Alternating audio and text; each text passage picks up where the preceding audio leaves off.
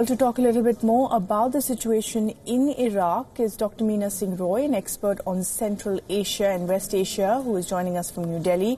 Meena Singh Roy, thanks very much for talking to us. Let me first ask you, now that the Iraqi security forces have regained control of the embassy and the US has suspended operations, what do you see as a logical next step or the possible scenarios in Iraq?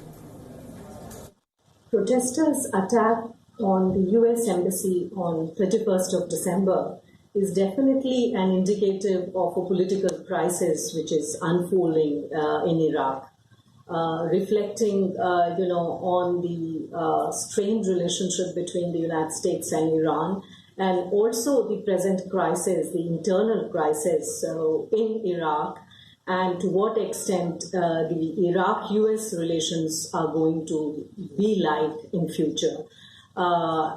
At the moment, the security forces have been able to control, the situation. How the present Iraqi government, which is very weak in nature and at the same time sympathetic to Iran, is going to manage to convince the US administration about the security and safety of its assets and people in Iraq.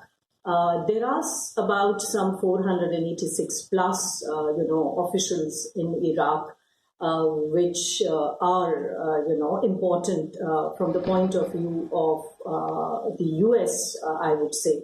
And therefore, the security and safety of their asset is a very, very important factor for the United States. Right, and Ms. Roy, then how do you view the additional troop deployment by the US? Do you think at this point it was absolutely necessary or it just escalates the situation further? On the issue of additional troops which are deployed by the United States, my view on this is that, this is basically, important from the point of view of the United States. It was not only necessary for the United States to, send additional forces, but I think it was the demand of the hour to ensure and convey the message back home to its people, saying that the US military is competent and capable of protecting the interests of its people in the foreign land, and also ensuring the security of its assets in the foreign country. From the Iranian perspective, I would say this was more about, projecting their power and authority.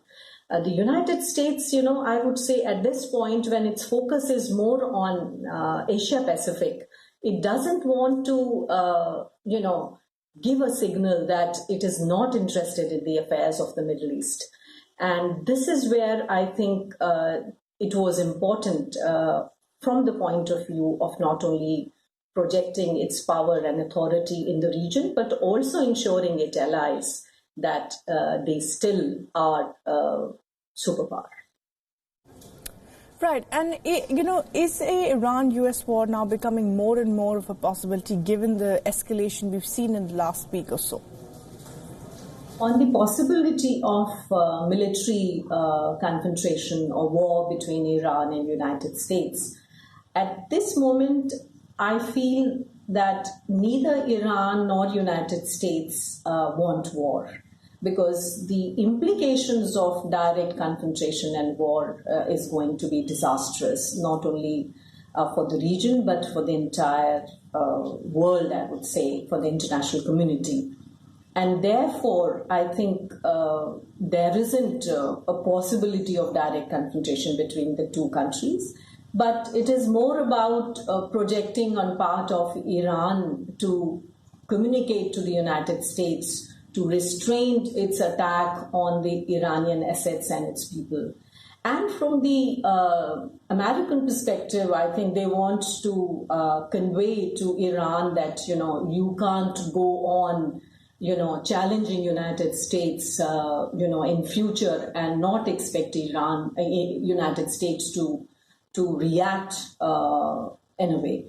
But how these things are going to unfold, we'll have to wait and see. But for now, I don't foresee the direct military confrontation or war between the two countries for now. Right. All right, Meena Singh Roy, thanks very much indeed for joining us, sharing your thoughts on this recent escalation of tensions between Iran and the United States playing out in Iraq.